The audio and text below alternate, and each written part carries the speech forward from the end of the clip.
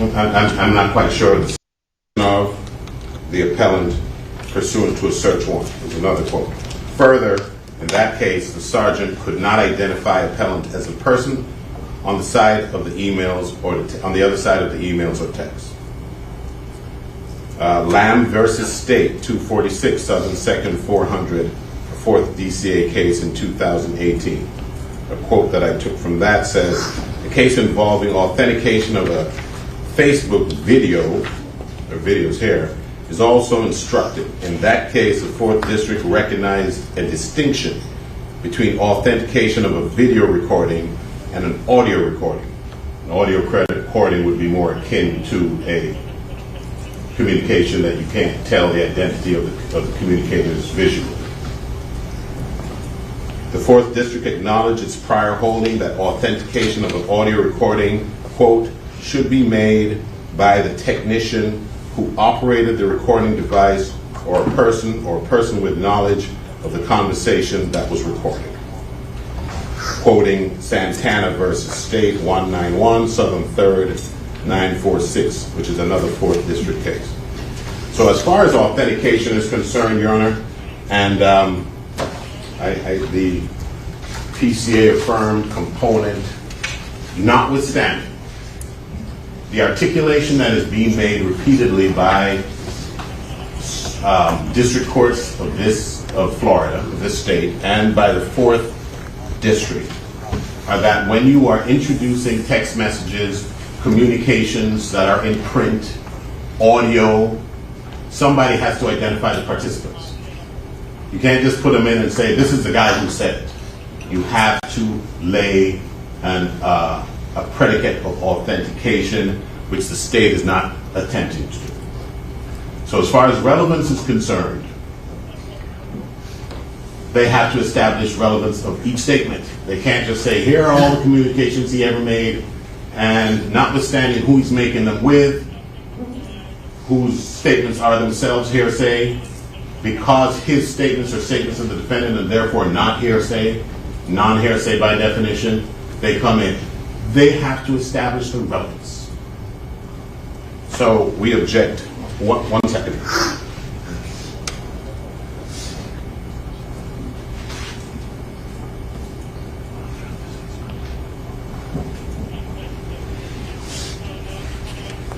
So the communications are not particular to a phone, so it doesn't meet that hurdle. They are particular to a social media platform. A social media platform that they have to establish belongs to the defendant, and I don't think they have said how they purport to do that. Even if they do that, the statements of anybody else in those exchanges is hearsay. Statements of the defendant are irrelevant, and the photographs and videos are also irrelevant and prejudicial pursuant to 90.403. Thank you. And I misspoke. There was one opinion. It's a PC affirmed on Benjamin v. State, or Benjamin D. Roy v. State, that you cited, 279 Southern 3rd 238. It's a PC affirmed. There is a concurrence, and he would concur in part and would reverse in part. I misspoke. All right. So yes, counsel, you want to be heard? Yes, Your Honor. With regards to, and defense counsel already has the Lamb case, so I'll just provide a printed copy to Your Honor. Specifically, authentication for the purpose of admission is a relatively low threshold that only requires a prima facie showing that the proffered evidence is authentic. I'm reading on the 9th page of notes 5 and 6. Your Honor. Lamb case goes on to state that authentication for the purpose of admission is the ultimate determination of authenticity of the evidence, is a question for the fact finder. Evidence may be authenticated by appearance, content, substance, internal patterns, or other distinctive characteristics taken in conjunction with the circumstances. In addition, the evidence may be authenticated either by using extrinsic evidence or by showing that it meets the requirements for self-authentication. With regards to the evidence that's before Your Honor, the defense is not agreeing showing that it's his account. So then the burden is on the state to prove that it's his account. As such, the evidence itself shows that it's authentic, as it is the defendant in every single one of those videos. In terms of the contents of the defendant's statements, they are relevant. They go to the issue and fact of whether or not he committed these 2 homicides. The contents of the questions are important for giving context. An answer without any context doesn't give the fact finder, the jury, any way to meaningfully evaluate the statements. So based on the standard, which is low for authentication, the state has done that by the business record certification and the fact that the email address and everything else will be linked up in other witnesses as well, showing that that was the defendant's particular iCloud account that is the username. It's also important to note, Your Honor, that while the individual, that doesn't tie it to a specific device, it ties it to a specific individual because it's a unique logon and username and password, just like an email account, that it was used by this defendant. Thank you. Anything else, counsel? Yes, Your Honor. There are statements there that, in the conversations, that started on October 3rd. October 3rd, this incident occurred on the 26th. The state is making a blanket assertion that these statements go to demonstrate his complicity in these homicides. Each statement has to be identified and the argument has to be made as to each such statement by itself so the court can have a way of evaluating the purported relevance. They can't just say they're relevant to the homicide. That is insufficient. And if they do not identify each particular statement and the relevance of each particular statement, then dumping them all in on some blanket assertion that they're relevant would be error, and it would invite error, and it would prejudice Mr. Demons irreparably. So, context for what? He's having an argument, a discussion with somebody on October 3rd. If they're saying that that constitutes some plan that establishes premeditation, then let them advance that argument. They have not referenced a single one of those conversations with specificity and advanced some argument that ties it to a fact and issue in this case. So I would say that on the relevance alone, the state fails to make a showing that would allow the court to even properly analyze the question and issue. Thank you. I'm going to defer ruling out. Take a look at your cases that you just sent. We're going to take a short recess. Mr. Demons, you need a restroom break? Yes. Can you arrange for a restroom break? Yes. We'll be in recess. Thank you.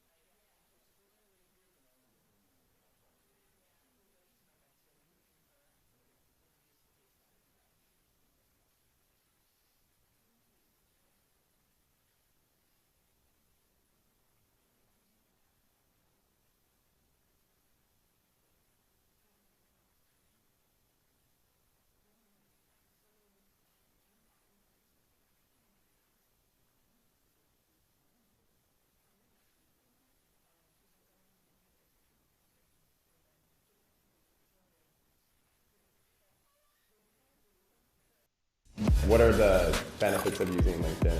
Networking, big bullet point. Learning about different opportunities and different spaces that exist within the industry and bringing us together in a way that we can support each other and learn from each other. Today I'm going to talk to you guys about where I get my glasses. I buy direct.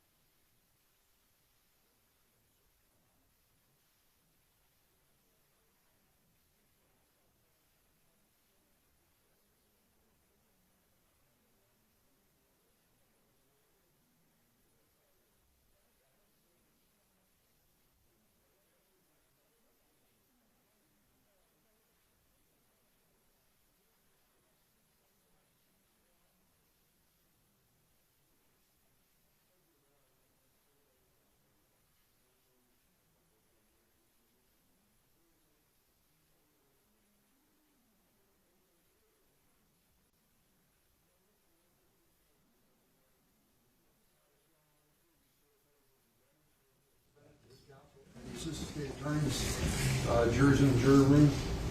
Counsel, I've had an opportunity to take a look at your cases and read over a little bit more about Snapchat. And my thought is this: I understand the defense objection not be admitting it, allowing the evidence to come in. However, there's a couple caveats. Number one is one of the videos I saw has a gun in it. This is all. Shows access to the murder firearm 6 days before the homicide. Right. And I don't see how that is relevant to anything, and I think it's more prejudicial and probative, and it shouldn't be there. All right? So I'm not allowing that weapon in. It's not like you had something 15 minutes or a half hour before the incident in question. I'm not letting something in with a gun days before. That's number one. Number two, I know there's been no argument that 403 analysis, but I don't see how any of the pictures and the videos with all the flash and the cash and all that really has anything to do with anything. I want all those out. I'm not admitting those. All right? So the videos of him in the bathroom with the stack of cash. Anything where he's flashing all the cash, I don't see how any of those things are relevant. They're more prejudicial and probative. The gun is more prejudicial and probative. I'm not letting them. Okay, so what I'll do, with your Honor's permission, is I will pull them up here and verify them. Because then I would be changing the business records on that. So, but that's important with your honors rule.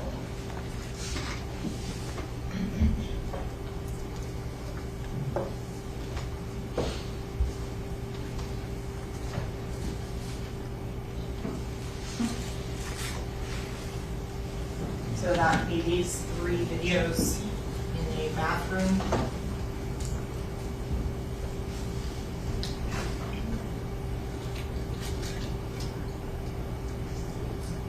Judge, with regards to this particular video, the second video doesn't have the defendant's picture in it, so just so it's clear. So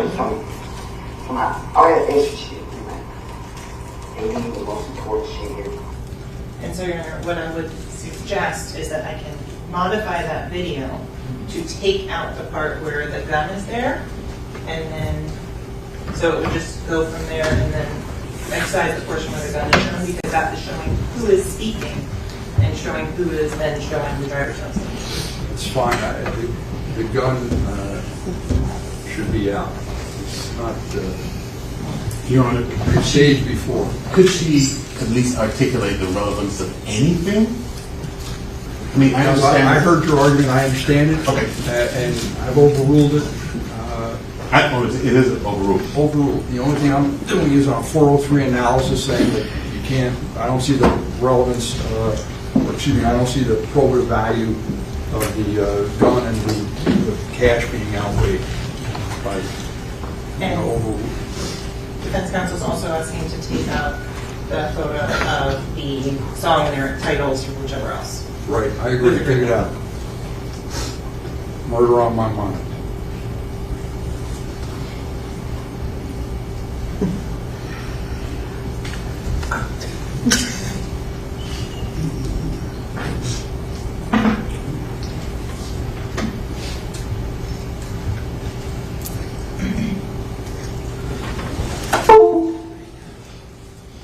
And Sarah, I just need about 5 minutes to fix that video.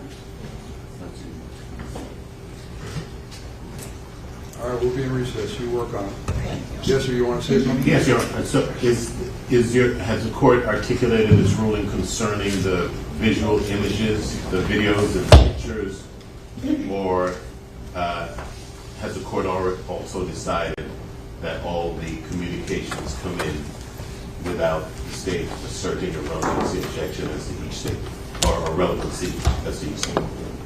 Counsel, the videos, my understanding, the videos as well as the written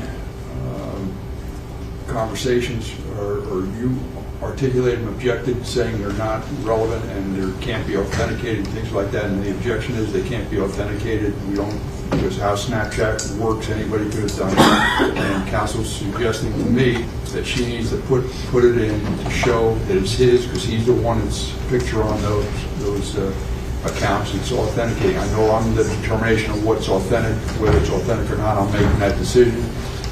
But it appears to me it's going to be argued that it's not his account, or he's not the one that's putting this information on there. That's the tenor of what you're suggesting. So it just seems to me that goes to show who's on the account and whose account it is. No, I understand that, Your Honor, and please do not understand me to be arguing a decision that the court has made. I'm trying to understand that saying that we're going to put all this in to prove, we're going to put in all these conversations to prove that it's his Snapchat account. Why are they trying to prove that it's his Snapchat account if not to get the very statements in? So if the statements themselves are relevant, saying, well, we're going to put in these statements to prove it's his Snapchat account, should they at least articulate why are you trying to prove that it's his Snapchat account? Because there's a statement in there which there's a state believes is an admission. Okay, well, if that is the case, then that statement should come in. And if those statements are isolated, then the defense would be in a position to determine whether or not they're going to take the position that it is not his Snapchat account and do a 403 analysis of our own. So if they're saying there are 3 statements in there that constitute admissions, fine. If they might want to put those in, and we might say, okay, we're not going to contest that it's his account, so you don't have to put in all the other stuff that is prejudicial. But they have to at least articulate it and isolate it so that we can make an informed decision. Thank you, counsel. You didn't bring up the fact that there's it's overly prejudicial. You had a straight relevance objection and authentication objection. I've overruled those objections. When I looked at the video, I said, nobody else, I said, I think that's too prejudicial, not probative of anything, the picture of him with a gun, and I want it out of there. I said the same thing regarding the cash. You did tell me, and I didn't articulate it, that you were concerned about the video with murder on my mind, and I agree with that. That should be out as well. All right? Okay. So that's the ruling. It's the relevance objections overruled. The authentication objection, I admit it, but I don't want the items that I previously discussed being shown to the jury. Thank you. Here, if I may have a moment to show defense counsel the clip as it's been Go edited. ahead. We're in recess for a minute. You show whatever you want to show.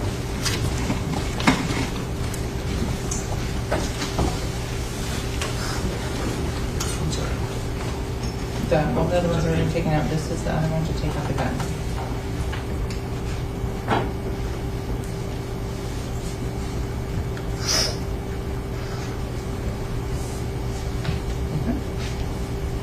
And the date. It's a date of these so-called videos on. Yes, they are on each specific one. Could I see that diagram again? Yes, it's there. David.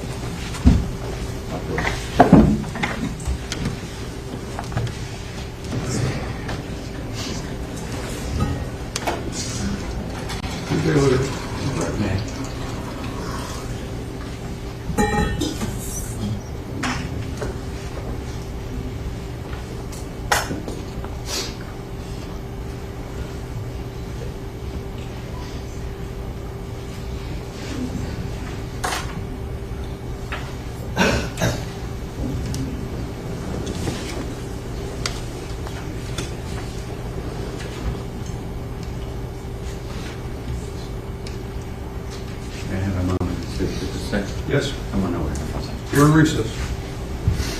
The purpose of this is a Snapchat account. Snapchat. Can you at least identify what you think is a confession in there? Identifying, but I don't understand why you would not identify it, because then you might not have an objection to the rest. But you probably still want to that. Yeah, but then it would be invisible based on her theory.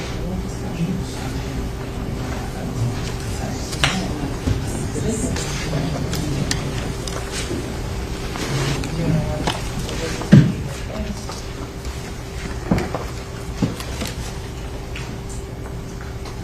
out anything with cash and do it. Never keep benefit.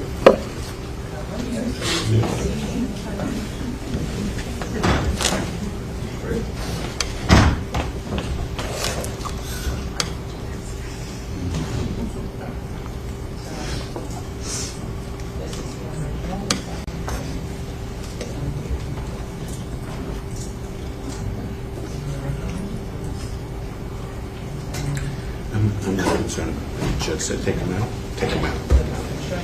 If you take him out, don't take him out, man. I don't need to.